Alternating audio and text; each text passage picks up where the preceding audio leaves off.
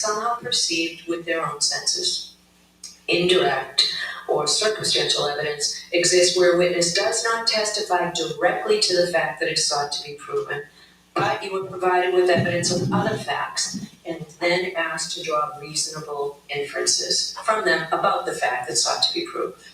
Such inferences may be considered with all of the other evidence in reaching your verdict. Indirect or circumstantial evidence alone is sufficient to establish guilt beyond a reasonable doubt. Now, what do I mean by an inference? An inference is a logical deduction or conclusion that you may, but are not required to draw from evidence that you have accepted as believable. Inferences are little steps in reasoning, steps in which you take some known information, apply your experience in life to it, and then draw a conclusion. Sometimes you can draw more than one inference. You have to decide which inferences are reasonable and decide which seem more reasonable to you. Remember, when you're dealing with inferences, you never have to infer anything. You may, but do not have to draw inferences whatsoever. An inference drawn from indirect or circumstantial evidence need not be necessary or inescapable, but any inference which you do draw must be reasonable and possible. It must be logical. It must be a natural one, which is not too remote in the ordinary course of events. You may not guess. You may not speculate. You may not engage in surmise. You should not pile inference upon inference until the pile gets so high that it tips over logically, or that the chain gets so weak that it doesn't hold together anymore. When you run through your inferences, check the starting point and the ending point to make sure that they're still reasonable. Further, when the evidence tends to equally give rise to either of two inconsistent propositions, the Commonwealth has established neither proposition. In order to convict the defendant, you must find that all of the evidence and the reasonable inferences that you have drawn, taken together, prove that she is guilty beyond a reasonable doubt. Let me give you an example of an inference. Suppose that the issue you must decide is whether the U.S. Postal Service delivered the mail today. If you go home and someone in your household hands you the mail and states that they observed the letter carrier deliver the mail and retrieved it from the mailbox, this would be direct evidence that the U.S. Postal Service delivered the mail. The witness perceived the events with his or her own senses and told you what he or she observed. The issue you would have to decide is whether that witness was credible. On the other hand, if you go home from court and find mail in the mailbox, you may infer that it was delivered by the U.S. Postal Service today. You draw this reasonable inference based on the following known facts. The mailbox was emptied yesterday. You know that the mail is delivered by the U.S. Postal Service Monday through Saturday. The letters in the box are postmarked. You have exactly the same power in this case. Not the power to speculate or to guess, but the power to draw reasonable inferences warranted by the evidence in the fashion I just described. You may have noticed that Ms. Reed did not testify at this trial. Defendant has an absolute right not to testify since the entire burden of proof in this case is on the Commonwealth to prove that the defendant is guilty. It is not up to the defendant to prove that she is innocent. The fact that Ms. Reed did not testify has nothing to do with the question of whether she is guilty or not guilty. You are not to draw any adverse inference against the defendant because she did not testify. You're not to consider it in any way or even discuss it in your deliberations. You must determine whether the Commonwealth has proved its case against the defendant based solely on the testimony of the witnesses and the exhibits. Now that completes the first part of my instructions. Now I'm going to turn to the elements of the charges against Ms. Reed. The Commonwealth has alleged that on January 29, 2022, Ms. Reed did assault and beat John O'Keefe with the intent to murder him, and by such assault and battery did kill and murder John O'Keefe. So, in that indictment, Ms. Reed is charged with second-degree murder. Now, I just want to tell you that our Supreme Judicial Court has promulgated jury instructions on homicide charges that I have to read verbatim. So, I want to make sure to do that right. So, murder in the second degree. In order to prove murder in the second degree, the Commonwealth must prove the following elements. 1, the defendant caused the death of John O'Keefe. 2, the defendant intended to kill John O'Keefe or intended to cause grievous bodily harm to John O'Keefe, or intended to do an act which, in the circumstances known to Ms. Reed, a reasonable person would have known created a plain and strong likelihood that death would result. I will now discuss each of these requirements in more detail. The first element is that the defendant caused the death of John O'Keefe. A defendant's act is the cause of death where the act, in a natural and continuous sequence, results in death, and without which death would not have occurred. The second element is that the defendant intended to kill John O'Keefe, or intended to cause grievous bodily harm to John O'Keefe, or intended to do an act which, in the circumstances known to the defendant, a reasonable person would have known created a plain and strong likelihood that death would result. As you can see, the second element has three sub-elements, which I shall call prongs, and the Commonwealth satisfies its burden of proof if it proves any one of these three prongs beyond a reasonable doubt. The first prong is that the defendant intended to kill John O'Keefe. This means that the defendant consciously and purposefully intended to cause John O'Keefe's death. The second prong is that the defendant intended to cause grievous bodily harm to John O'Keefe. Grievous bodily harm means severe injury to the body. The third prong is that the defendant intended to do an act which, in the circumstances known to the defendant, a reasonable person would have known created a plain and strong likelihood that death would result. Let me help you understand how to analyze this third prong. You must first determine whether the defendant intended to perform the act that caused the victim's death. If you find that she intended to perform the act, you must then determine what the defendant herself actually knew about the relevant circumstances at the time she acted. Then you must determine whether, under the circumstances known to the defendant, a reasonable person would have known that the act intended by the defendant created a plain and strong likelihood that death would result. If you have a reasonable doubt as to whether John O'Keefe's death was accidental because the death was caused by a negligent, careless, or mistaken act of the defendant, or resulted from a cause separate from the defendant's conduct, you may not find that the Commonwealth has proved that the defendant intended to kill, intended to cause grievous bodily harm, or intended to do an act which, in the circumstances known to the defendant, a reasonable person would have known created a plain and strong likelihood that death would result. In deciding whether the defendant intended to kill, intended to cause grievous bodily harm, or intended to do an act which, in the circumstances known to the defendant, a reasonable person would have known created a plain and strong likelihood that death would result, you may consider any credible evidence that the defendant was affected by her consumption of alcohol. If the Commonwealth has proven both elements beyond a reasonable doubt, you should return a verdict of guilty. If the Commonwealth has failed to prove one or more of these elements beyond a reasonable doubt, you must return a verdict of not guilty.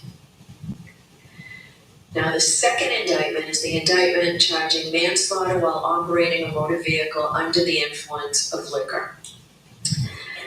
And there are lesser included offenses on this verdict slip as well, and I'll explain those to you as well.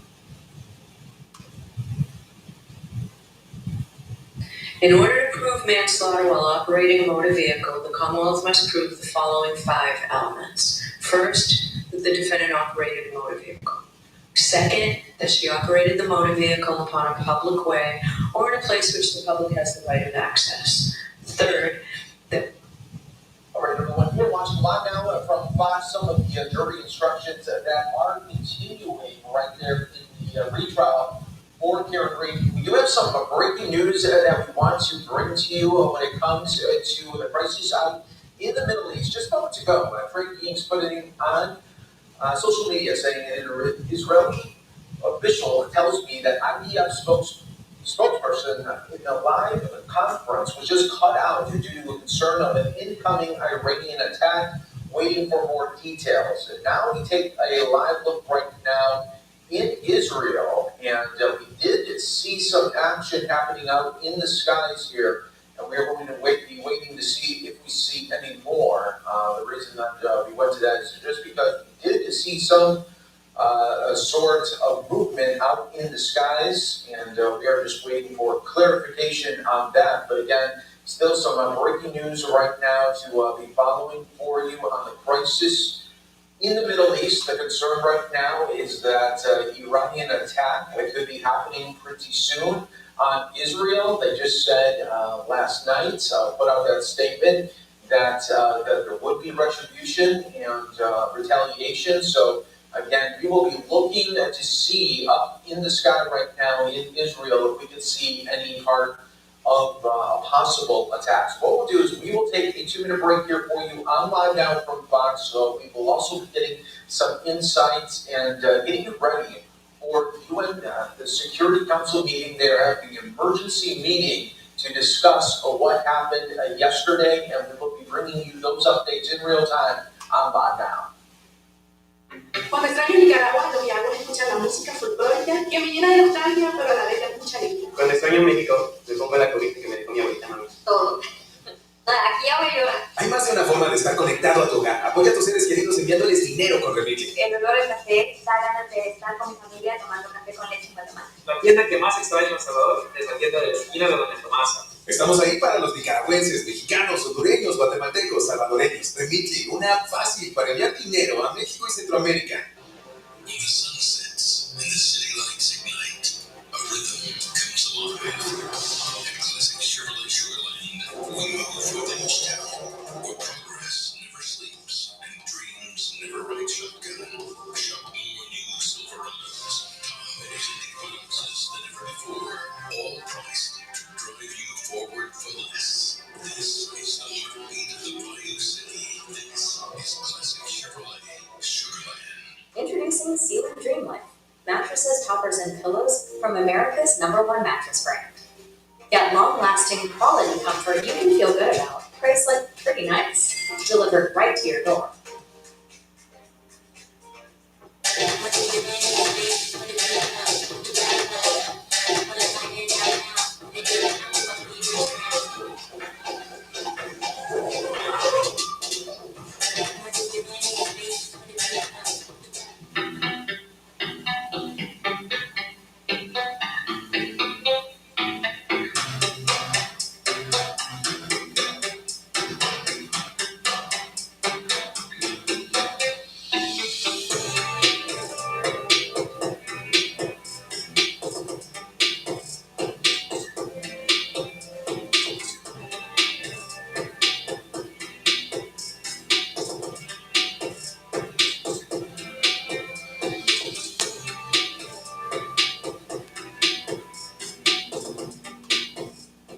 Welcome back, everyone. Here to Live Now from Fox. I'm your host, Mike Page, and we continue to bring you breaking news coverage right now. Crisis in the Middle East. So we are learning right now from the IDF. They say their defense systems right now are intercepting threats, and we are seeing that actually right now in the sky over Israel right now, and they are intercepting these threats, and we are continuing to follow the latest for you here on Live Now from Fox, but a very active and fluid situation that is happening. IDF has identified missiles launched towards Israel, and those detected missiles are continuing to be tracked and intercepted right now in the sky. But this comes as a very, very high tense, really moments that are going to be playing out all weekend right now in the Middle East as Iran said yesterday that they would be responding to the threats that they felt like that were given by Israel. And again, some more updates are coming in, and we are waiting to get you those updates here in real time. We are learning that a new message has been put out. Let me just read that for you here in moments, and we'll be able to get you those details. All right, the IDF has identified that missiles were recently launched from Iran towards the territory of the State of Israel. The defense systems are working to intercept those threats. We must enter the protected areas and remain there until further notice. Exiting the protected area will only be possible after receiving explicit instructions. You must continue to act according to the home front commands instructions. So it should be noted that just moments ago, there was an IDF statement, live news conference that was happening, and they had to cut it short because they felt like the threat was coming in a matter of moments. That is what Fox News Trey Yingst was putting out there and letting the world know of that, and that's why we are seeing now more of these images coming from the sky right now as the defense systems are being put to work. And yeah, you can see it right there. Here we go. Here is more of the missiles now coming down, and it looks like Israel trying to intercept as much as they can as they are coming right now in the sky. But again, breaking news happening, and we are bringing you these live images on Live Now from Fox. I do want to just play out, see if we're getting any sound from the source here. We can just listen in as this is all playing out.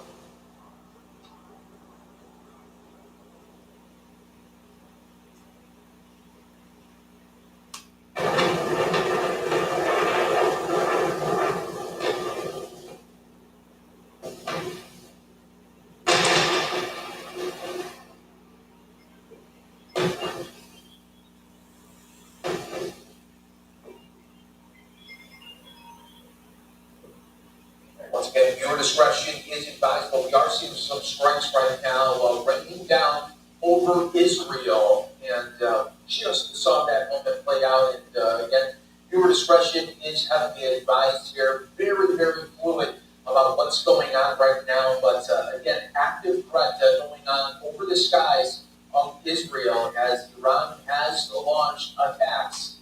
And again, we are seeing just some of the aftermath of some of the moments that where these missiles came raining down over Israel. So again, we are just going to listen to some of the sounds that are coming as we brace for more potential attacks that could be coming here in moments. Let's listen in.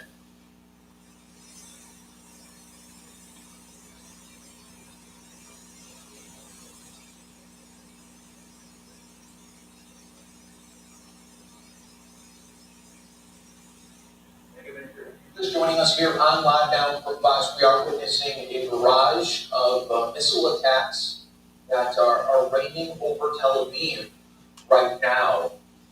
And this is something that Iran said that they would be doing at a time when they felt that was up to them.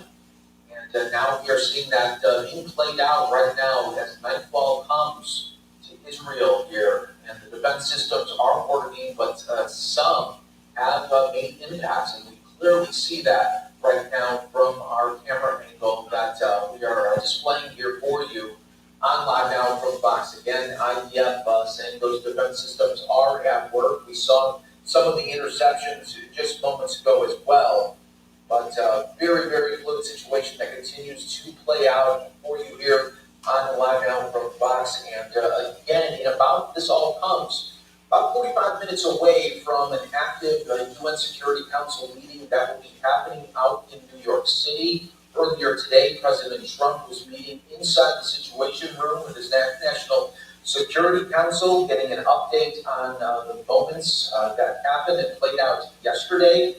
And we are waiting for more updates here coming not only from the IDF, but the White House, State Department, and also the Department of Defense. We will be continuing to look for those updates. All right, here's another look here from the IDF, just putting this out on X, saying all of Israel is under fire as Iran has fired these projectiles.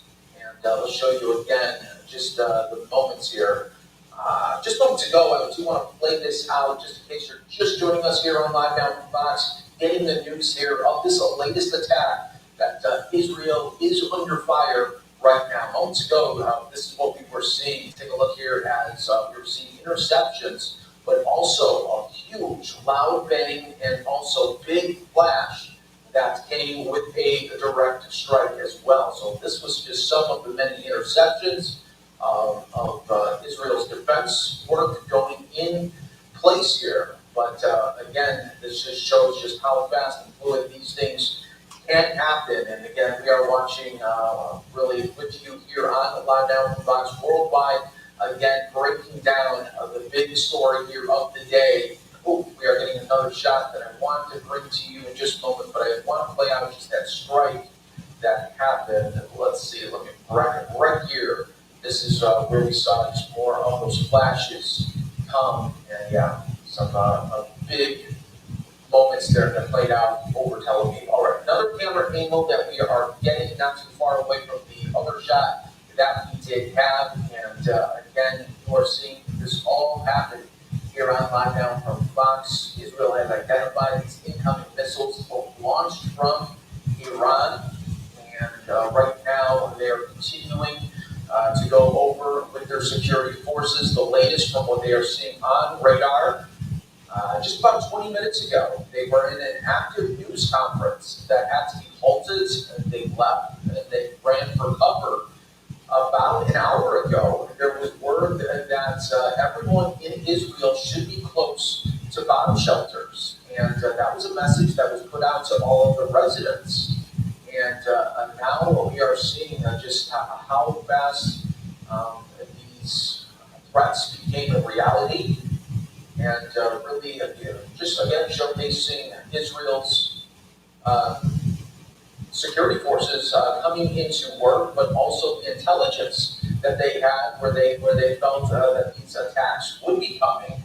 So we are seeing just one direct attack, at least right now, waiting on a little bit more. Again, air raid sirens are sounding out in Jerusalem after Israel has said Iran has fired missiles. At least one explosion was heard in the distance, and we saw just one of that right now. Just moments ago. I should also just mention we are seeing really Dow now continuing to plummet. It was doing it all day, but now we are at session lows given the news that Iran has fired back right now. Breaking news continues to be followed for you right here on the Live Now from Fox. And again, still, your discretion should always be advised right now as we are watching to see what is going to happen next. All right. More news from Fox News continuing right now. Dozens of Iranian ballistic missiles en route to Israel. The people of Israel have been instructed to remain in those bomb shelters until further notice as well. So a very scary time indeed. And we are going to be waiting for more confirmation from security forces, from the IDF. We're waiting some response from the White House here. That should be happening in moments. And waiting for Secretary of State Marco Rubio to be putting out a statement as well. We saw the statements come really pretty quickly yesterday when the attacks came from Israel to Iran. But right now we are seeing this retaliation attack take place. And we are waiting for more updates here for you on Live Now from Fox. Still very fluid what we are seeing. But again, that's just some of the many drastic moments that we are seeing played out of this crisis in the Middle East continuing, and we are watching it for you here on Live Now. But just listen to see if we can hear any more of the sirens going off in Israel.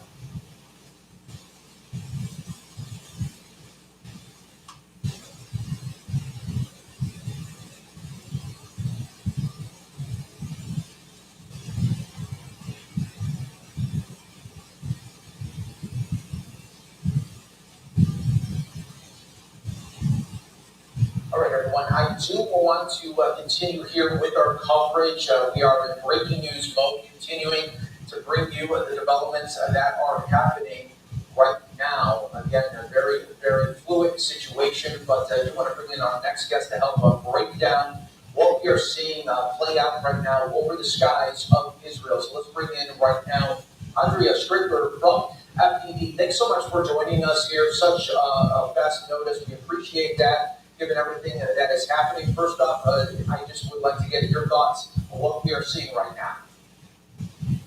Thank you for having me, Mike. I think what we're seeing is an unprecedented attack by Israel against Iran and Iran's expected retribution and counterattack.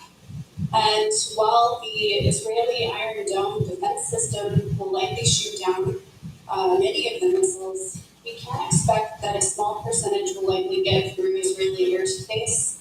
And we can expect that the IDF will focus mostly on any that might be headed for major military targets or civilian population centers.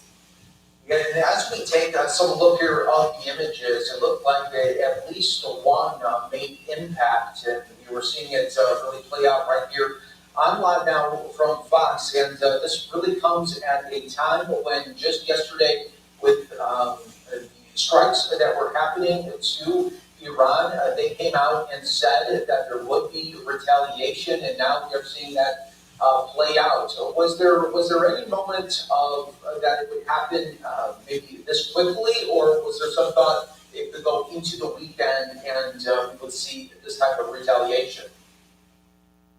I think we expected that Iran would act as soon as possible given the extent of Israel's attack. Just hours ago, we had confirmation that one of its key uranium enrichment facilities was hit, the above-ground pilot plant at Natanz. And recently, the Esfahan Nuclear Center, the IDF confirmed, which is the site of a uranium conversion facility and houses some of Iran's highly enriched uranium stocks. So I think combined with the nuclear facilities, the scientists, the military commanders, and all the other missile and military-related sites and assets, we would expect Tehran to act as soon as possible, if only to try to prevent additional attacks. Tell me about Israel's intelligence. It seemed like for the last 3 hours or so, they knew that some sort of attack would be happening. They put out the messages there to the residents. Tell me how that all gets unfolded and they're able to really put that messaging out there before it's too late. I was in Israel recently, and they have a very loud air siren, which we hear on the news all the time, and that goes off, and you hear it among all the cities and population centers that need to take shelter. There's also alerts on apps that let people know that there's rocket or missile attack coming, and it gives people about 90 seconds to get to shelter, and that's really the key time when any direct hits would be expected, or any type of shrapnel that could be falling from the skies onto civilian centers.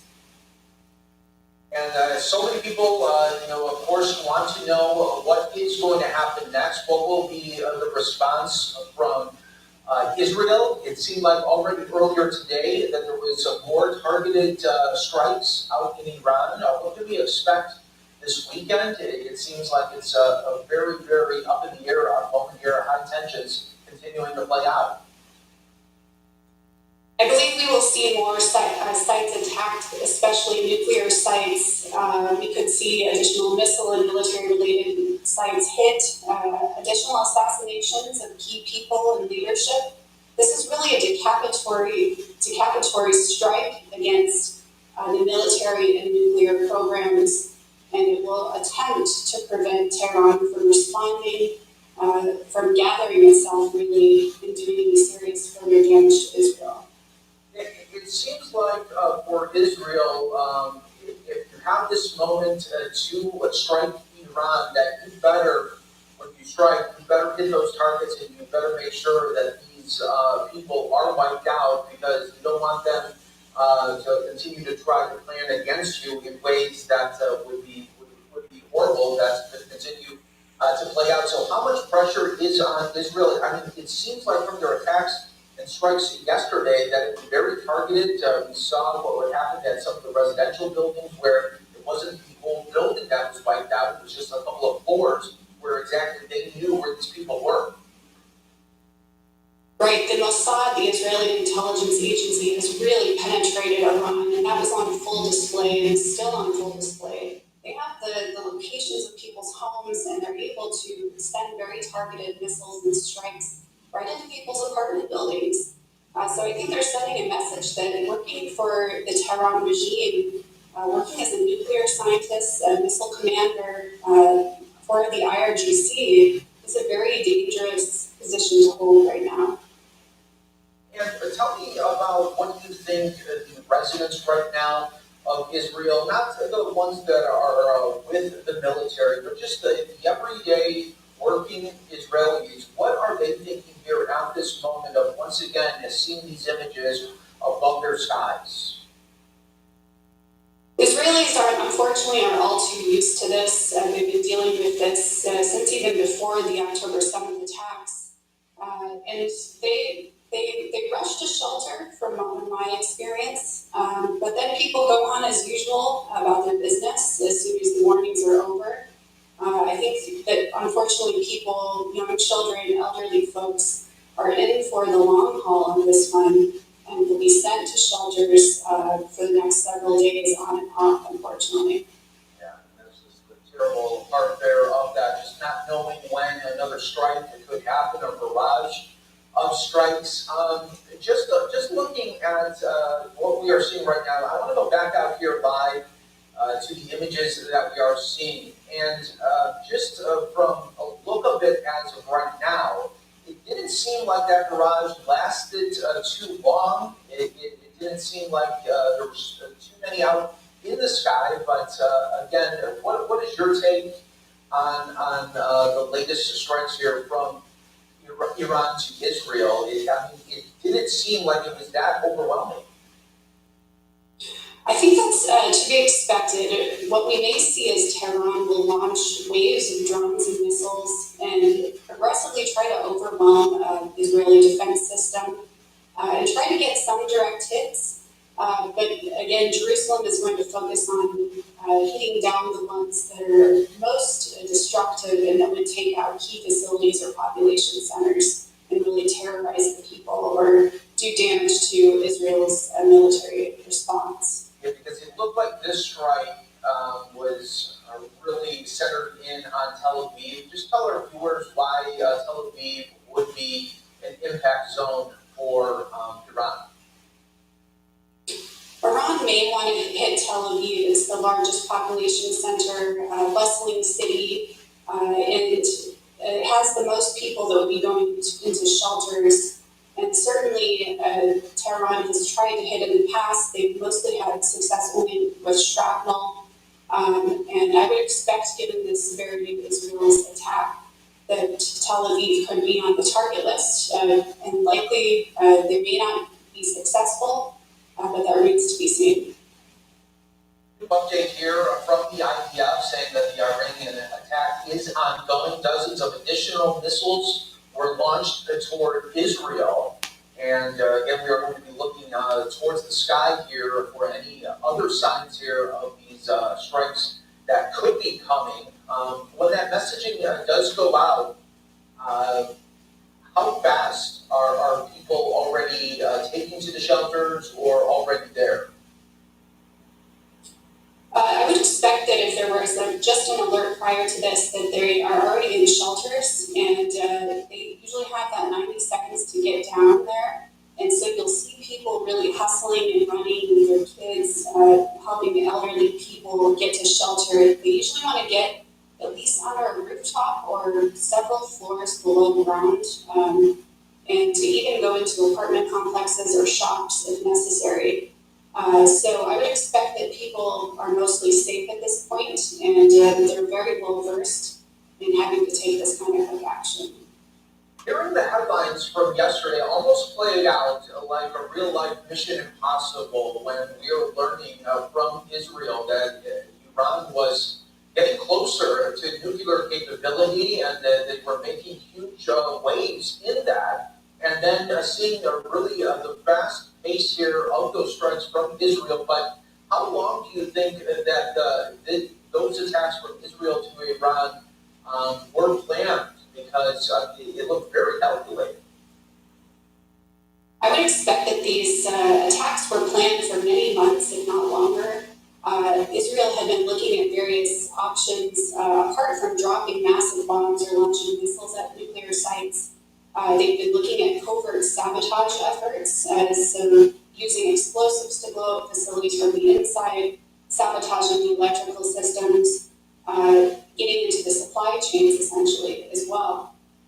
So I would expect that when the dust settles, we'll find out more about these operations, which in the past have generally been extremely inventive, and Mossad is clearly well penetrated into Tehran. Yeah, I saw just some of that yesterday. I mean, really just laid out like if you were watching an action movie, but again, we know that this is real life with real life implications.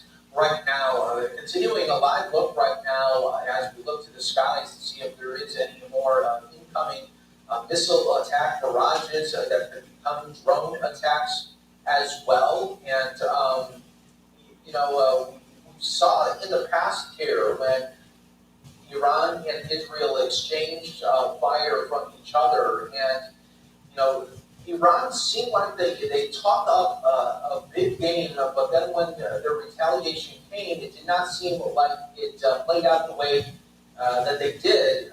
Does that happen a lot for Iran? Because it seemed like the last time they got pretty much exposed. Right. I believe that Israel is using the element of surprise quite well, and using covert sabotage especially, going after key leadership, nuclear scientists, and it really does decapitate the decision-making apparatus. So you have to shift decision-making to the next rung of people, and in some cases it really slows down the counter-response. Creates a lot of confusion and upheaval in the leadership and the decision-making system. There we go. Well, Andrea, thanks so much for joining us here on Live Now from Fox during this really active and breaking news mode that is happening right now over Israel. We appreciate it, and thank you so much for your insight. Again, thank you again. Thank you. All right. And we will continue to follow the breaking news right now over Israel. We will continue to break it down for you coming up next here on Live Now from Fox with more. You are watching as we are covering breaking news on Live Now. What's going on with all this security? It's just priceless. They protect it. Just like Darktrace protects your data. Does Darktrace have lasers? Darktrace AI adapts in real time to keep defenders one step ahead. Welcome to the era of AI cybersecurity.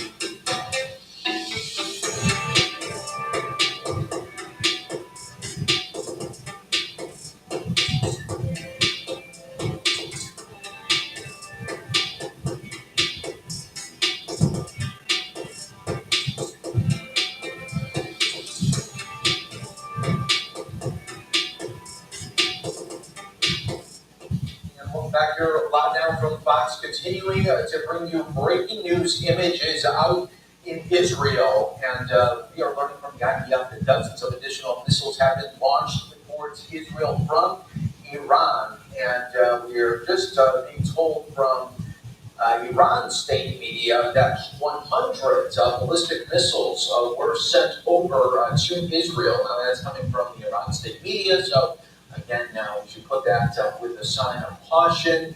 And now we are taking a look here at the skies right now over Israel and waiting to see if there will be more reaction from the defense systems that continue to play such a vital role for this region. In just moments, we'll be getting some more expert insight here for you online now from Fox Trade East. Put this out just moments ago, showing you just some of the massive ballistic missile attack that was happening just moments ago as well. The defense systems were working hard to get those projectiles out of the sky, and so they would not be making impacts. But again, sadly, we did see one major impact that happened, and we're bringing that to you here on Live Down from Fox as well. Okay, we are getting some more live images right now in the skies. We are not going to go to any other video right now. We want to keep on with this breaking news that is happening here over the skies right now of Israel, and we are seeing just some of those defense systems playing a role. What you are seeing is they travel up into the sky. Once they know that the threat is there, they sense it and continue to go towards those missiles and try to knock them out of the sky before it does complete damage here. Again, we are learning that Iran's supreme leader has vowed revenge for the attacks. What they are calling attacks yesterday.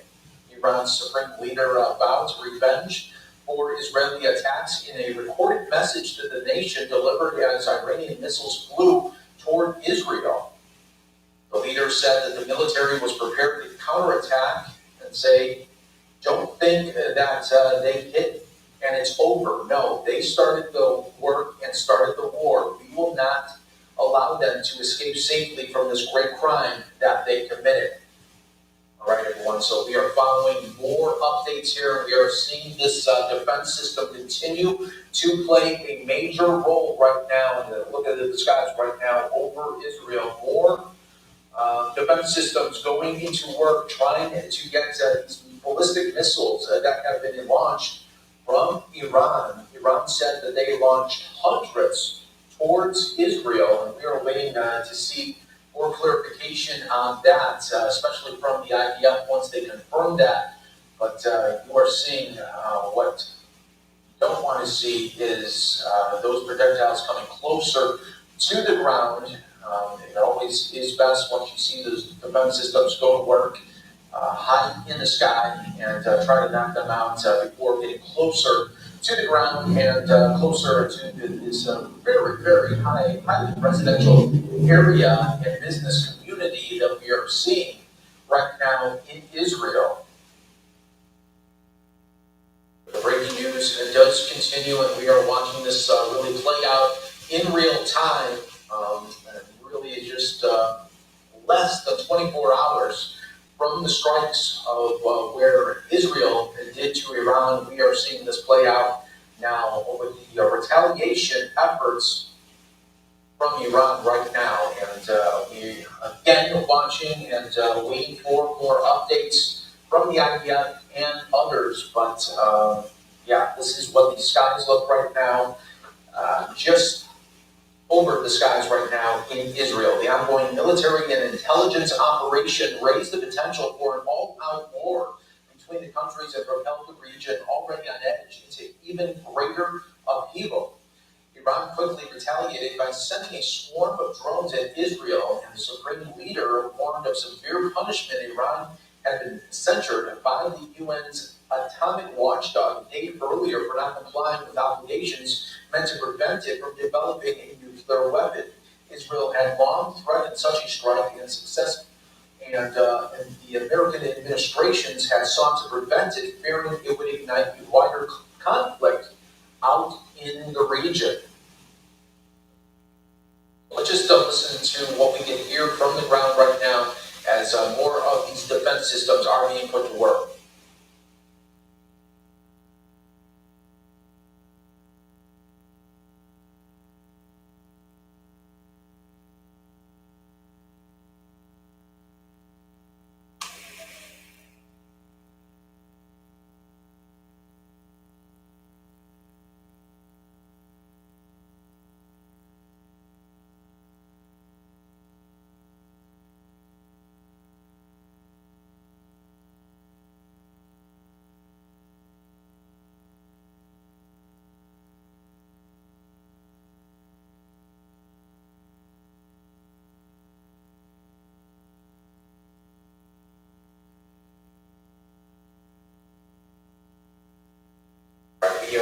heard in the distance there, those sirens continuing, and right now just seeing more of the defense systems go to work on these ballistic missile attacks that are happening from Iran. I want to now bring in our next guest to help break down what is happening with this Middle East crisis and the situation that continues to play out. So the next guest, please welcome Jonathan Ruhi from JINSA. It's always great to be with you, and this comes at a time when we are seeing the retaliation happen in real time.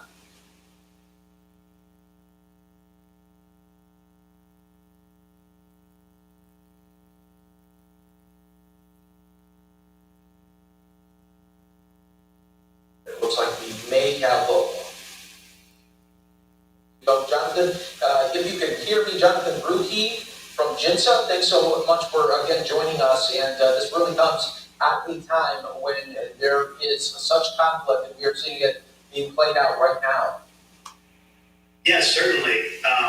In some ways, this has felt like it's been in the works for decades, given Iran's long march to what until yesterday was weapons capability. And I think, this is the latest and perhaps most remarkable and striking event so far of the post-October 7th world, which has truly upended the region, America's role in it, and our ability to predict and understand what comes next. We're seeing this live feed now of what is Iran's third ballistic missile attack on Israel in just over a year, something that if you had spoken to anyone who follows the Middle East 2 years ago, would have made their head spin. I think what we're seeing so far, these are just the first images coming in. Obviously, there's a lot more to sort through. But right now, it looks like Iran has at least potentially achieved some serious hits on downtown Tel Aviv, which would continue the pattern of Iran improving its missile attacks with each successive strike on Israel, learning from the last one, adopting better tactics, using better weapons, and the like. But if you're Israel, they have made quite clear that dealing with Iran's nuclear weapons program and, frankly, the regime itself is an existential issue for the country. And, they're more than willing, in the grand scheme of things, to take these risks, bear the cost of what Iran can still throw at it. And I think this is but the opening exchange in what's going to be a very serious and very long campaign. Yeah, and I think a lot of viewers want to know, okay, what happens next? Is there any way to kind of tame the way that you can go about these things, or will it just be a constant back and forth battle? Obviously, the predictions are particularly hard to make about the future, but I think to the extent that we can sort of try to map out at least the next steps here, Israel has a very wide and expansive target set available to it in Iran now. Just in less than 24 hours, they've essentially decapitated a lot of the regime's military command and control, which then frees up the potential to do a lot of other things, go after the nuclear sites, go after Iran's remaining missile assets, and potentially now go after other core regime assets of any number of types, including key economic targets. Iran's ability to retaliate not only directly against Israel further, but around the Gulf as well, including U.S. bases there. And I think also in parallel, on the diplomatic front, we've seen President Trump come out and say, Iran, now's the time to make a deal to end your nuclear program. And if you don't, things will get a lot worse. That can mean a lot of things. Most importantly, if you want Iran to end this war and not widen it and escalate it and not immediately go back and try to rebuild its nuclear program, you do need to have that, what we call a zero-day daylight policy between the United States and Israel. And it's so interesting when we heard just yesterday from the strikes with Israel to Iran, and then Iran immediately saying that not only would Israel be put on notice, but the United States as well. Those are comments that it seems like it would not work much for President Trump. He seems like he would not take that type of threat. What is your take? Yeah, I think Iran's whole calculus has been radically scrambled since last night. If we had this conversation 48 hours ago, I think I, like most observers in America or the Middle East, would have said, if Iran is doing what it's always done and has not really paid a significant price for it, which is dragging out negotiations, not cooperating diplomatically or with inspectors, and basically believing that it's not going to, it's going to get off scot-free for a lot of that stuff. I think now Iran has to decide, well, first of all, what capabilities does it have left and what does it try to do with them? And then in addition to that, what potentially will President Trump bring to bear? I think right now, if you're Iran, they've threatened to lash out at U.S. forces and other U.S. assets around the region. That was before they took the massive losses they've taken in the last 24 hours and already now facing the prospect of a lot more punishment being dealt out at the hands of Israel. So I think there is a real potential that they will certainly keep taking shots at Israel with everything they've got. I do believe that. But I think whether they widen that further and try to make this a fully regional war, I think very much hinges on what signals they see coming from the United States, not only in the last 24 hours, but going forward. Right. And then lastly, Jonathan, can you explain to our viewers why we are seeing this happen in waves? It seems like 20-minute increments right now. There's a lull, and then we'll see more activity in about 20 minutes. Explain the lull right now to our viewers here. So based on Iran's strike last October, which featured exclusively ballistic missiles, basically the best Iran could throw at Israel at the time, and its strike packages that were meant specifically to overwhelm Israel's very good air defenses, the one choke point that Iran really faces is the number of launchers they can use at any given time. They have more missiles than they have launchers. That was certainly the case before Israel strikes in the last 24 hours. I'm sure that's put a strain on those number of launchers and the missile arsenals themselves. So Iran basically has to load up those launchers, fire as many as it can at one time to try to strain Israel's air defenses, and then rinse and repeat as many times as they can. That's great insight right here. Let's show our viewers right now. IDF put this out showing that the civilians currently being targeted, and you can see that wide map right there. And you should also note that just to put in perspective, I mean, Israel is the size of New Jersey, and continuing to get these types of strikes, it is going to be a moment here that we continue to hope for the very best and wait to see what is going to happen next. Obviously, we don't have that crystal ball here, but it was interesting, I thought, yesterday in the daytime, about 12 hours before the strikes into Iran, President Trump was asked in a news conference setting if he thought that strikes from Israel to Iran were imminent, and he agreed. He said yes. So I thought that was really, really interesting. About 12 hours before those strikes, and then we heard from Iran yesterday, who said, and from the intelligence being put out there, that they were caught off guard. Yes, I think we all were. I think from the Iranian perspective, again, they had gotten so used to basically feeling invincible, especially when they had the United States at the negotiating table. They know as long as the United States was talking, there would be no military threat. That was certainly the case under Obama and under Biden, and until a few days ago, it looked like it was going to be the case under Trump as well. I think now the big question is, was Trump using that threat as leverage to try to convince Iran that, hey, yesterday is the 60-day deadline I gave you to agree to a deal. Now it's really time to put the screws on you.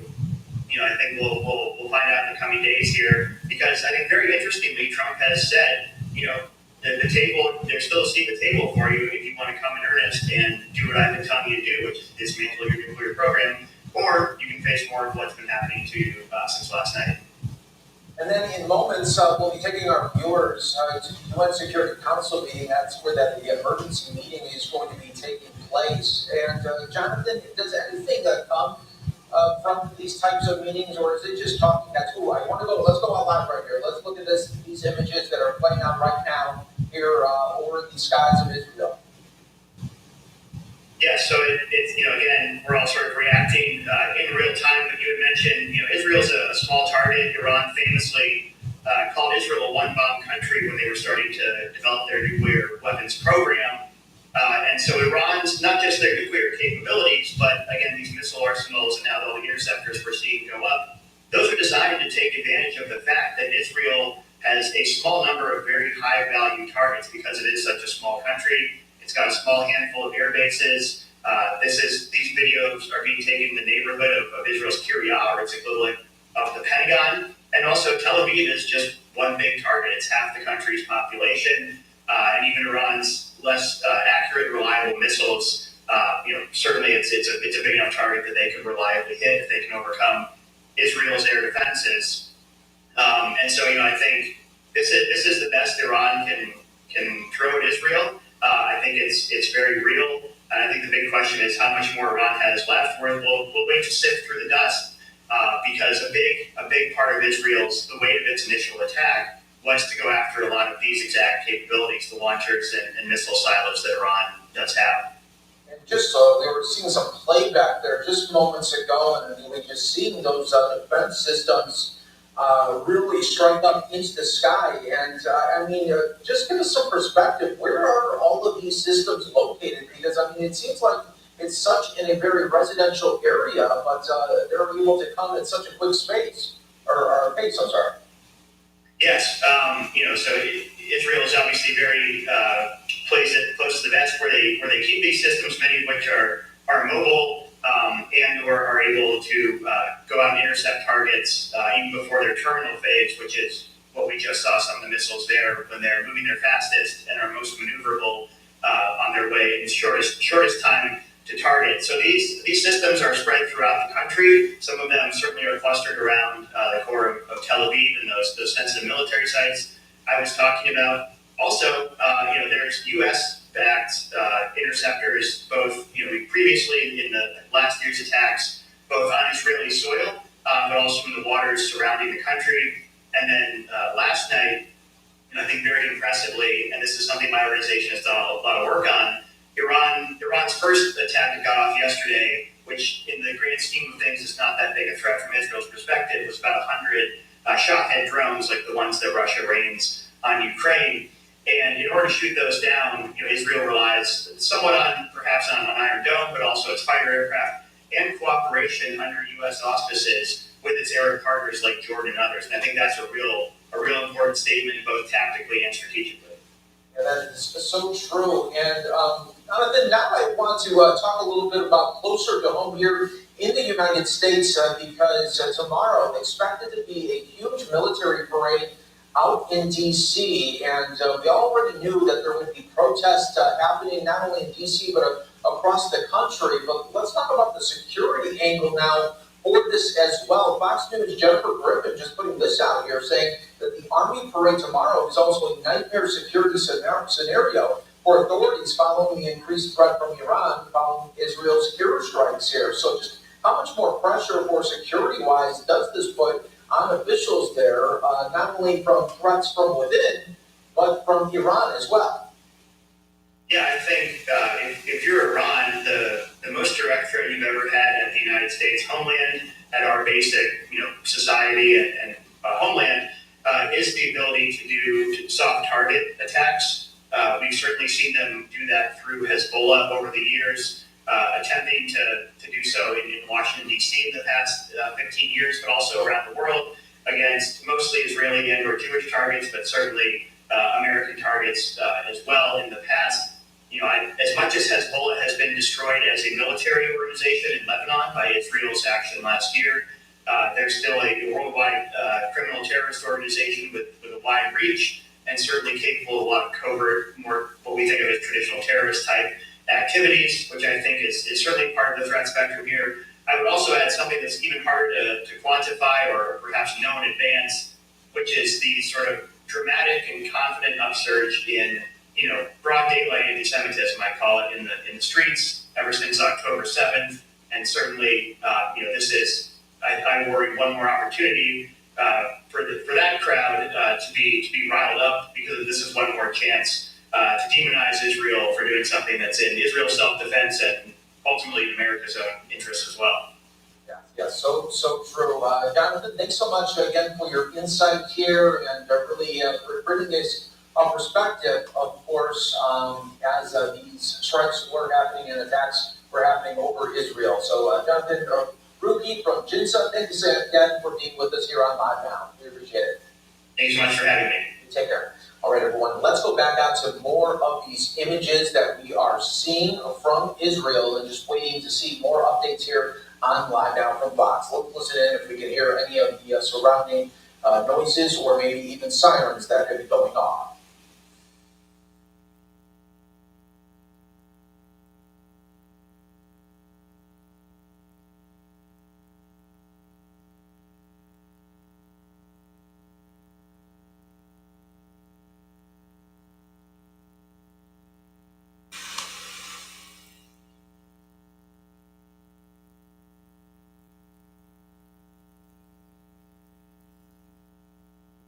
Again, everyone who are watching here live now from Fox, our coverage continues. Breaking news, we are going on a new hour here in just moments. I'm your host, Mike Page, continuing to be with you during the latest strikes from Iran to Israel, and we are bringing you this coverage in real time. Again, live, raw, and unfiltered. Coming up now, just moments, 3 p.m. Eastern, 12 o'clock out on the West Coast. We should also note that in just moments, the UN Security Council emergency meeting is going to be taking place out in New York City. We will take you there when it does get going. But next up, I do want to bring in our next guest here, bring us to more coverage and what to expect next. This is Joe Trusman with the DFPD. Great to have you on, Joe. Great to be back here with you on Live Now from Fox. And just maybe for our viewers, tell us what you are thinking right now and your thoughts here on this hour. Right, so always a pleasure to be on with you all. What we're seeing now is the expected response by Iran. Earlier today, we observed these sort of reports of Iranian drones that were headed towards Israeli territory and were subsequently shot down. But now, in the last, I'd say, 30 minutes or so, we've observed ballistic missile fire from Iran towards Israeli territory. And there's a lot of video, especially social media video out there, showing strikes against areas in Israel, especially areas like Tel Aviv, for example. So we're seeing this right now. It's ongoing as we speak right now. But I think right now, more than anything, we're seeing just the beginning phases of an Iranian response against Israel. It's very similar, at least initially, it's very similar to what happened twice last year in April and October, where again, Iran retaliated against Israel and fired ballistic missiles. Still early to figure out to see what damage has been caused, because this is so, just again, like I said, this started just about 30 minutes ago. So, but I do anticipate more strikes from Iran, especially if Israel continues to hit Iranian military facilities and nuclear facilities. Let's show you some of the content that you shared here, some moving video right now. Maybe just explain from what you took here. Yeah. So this is one of many videos, actually, of Iranian air defense activity that I've observed over the last few hours as they attempt to down an Israeli projectile that are being fired at military and nuclear facilities. Also, there have been claims by Iranian media that they have shot down Israeli fighter jets, but none of that appears to be true. There wasn't any evidence to support it. I believe the IDF actually published a statement denying this happened. So nevertheless, seeing videos, social media videos of air defense activity over Iran, which is expected, and of course, I'm sure we'll see more as this campaign carries or continues against Iran's nuclear and military facilities. And Joe, explain to our viewers how this recent attack, this one that is ongoing right now from Iran, is different maybe from the last two that we saw last year. If you remember, it seemed like when Iran was waiting to do their retaliation, they were almost in a mode of how do we strike them without striking them too much where it would be a full-blown conflict. How is that different from now? Right. Well, it's different, I think, because in the previous occasions, right, I believe in the first occasion where Hamas leader, or rather, one of the occasions, at least, in Iran's military generals in Syria, as well as its facilities in Syria, were hit by the Israelis, which become a response by the Iranians. As well, there was an attack in Iran that killed Hamas chief Ismail Haniyeh. But these were, I wouldn't say they weren't a big deal, but this is the big one now that we observed yesterday. Israel retaliating, or rather attacking Iran's nuclear facilities and military sites. This is something that us analysts and others have been anticipating for more than a decade now. And from the reports that have come out, and from the statements that have been published by Iran and Israel, the Israelis did a significant amount of damage against Iran, especially against its military facilities, its upper echelons of its military force. And I think this curried or compelled the Iranians to carry out a significant strike. So that's, as I was saying earlier, I think this is just the beginning of an Iranian response here. This is going to be much larger, I think, than what we saw the last two times in 2024 from the Iranians. And it can stretch out over days, perhaps weeks. And I think that's the worry there, is how long could this continue on, this back and forth right now, really chess match, if you will, here. And right now we are moments away from that UN Security Council meeting. So my last question here to you is, I know we don't have a crystal ball, but I mean, what to expect a little bit later tonight? Do we see more strikes from Israel to Iran?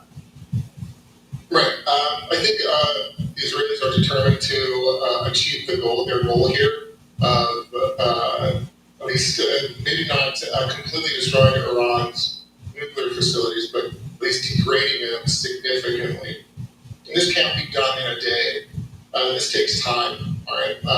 So I think the original plan, and I think this plan continues even after these strikes from Iran, that Israel will continue carrying out this campaign of striking Iran's nuclear facilities and military bases over the next days. So I don't think this will stop. And I don't think the Iranians will stop either firing ballistic missiles at Israeli territory.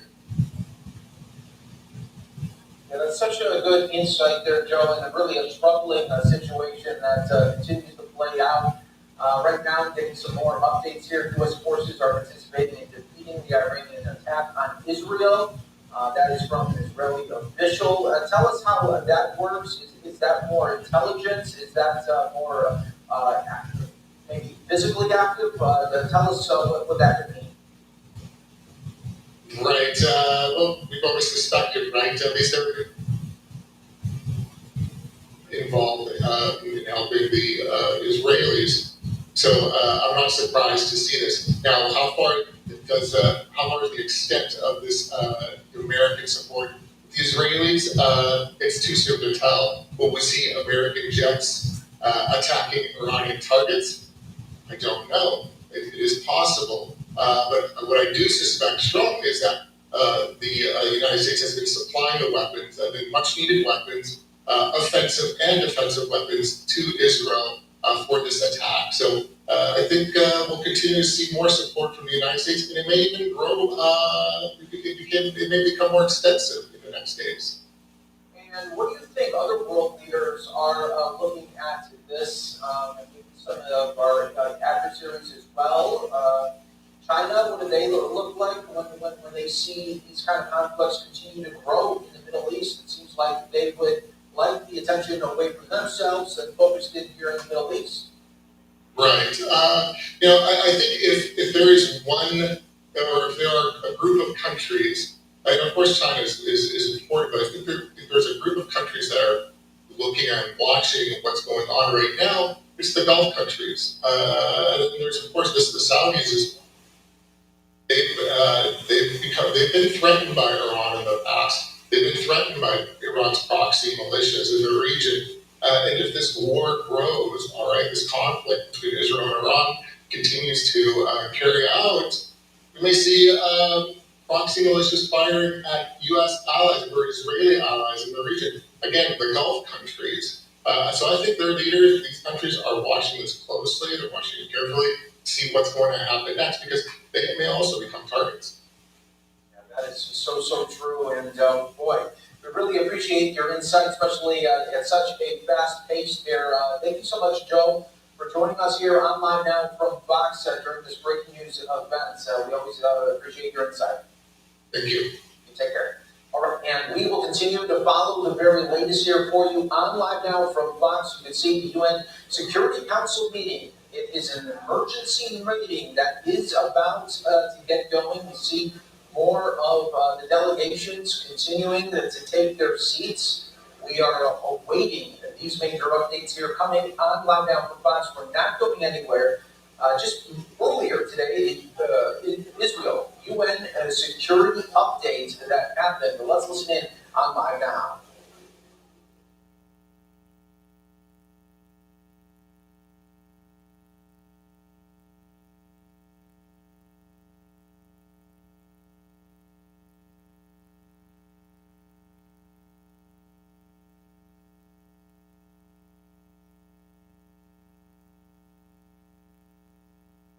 Audio coming from that. We'll continue to take a look at that for you here on the line now from Fox. But again, more updates here coming from the UN Security Council meeting just moments away. And we're bringing this to you live on line now from Fox. It looks like it is starting right now. The 9,936th meeting of the Security Council is called to order. The provisional agenda for this meeting is threats to the agenda is adopted. In accordance with Rule 37 of the Council's Provisional Rules of Procedure, I invite the representative of the Islamic Republic of Iran, of Iraq, Israel, and Kuwait to participate in this meeting. It is so decided.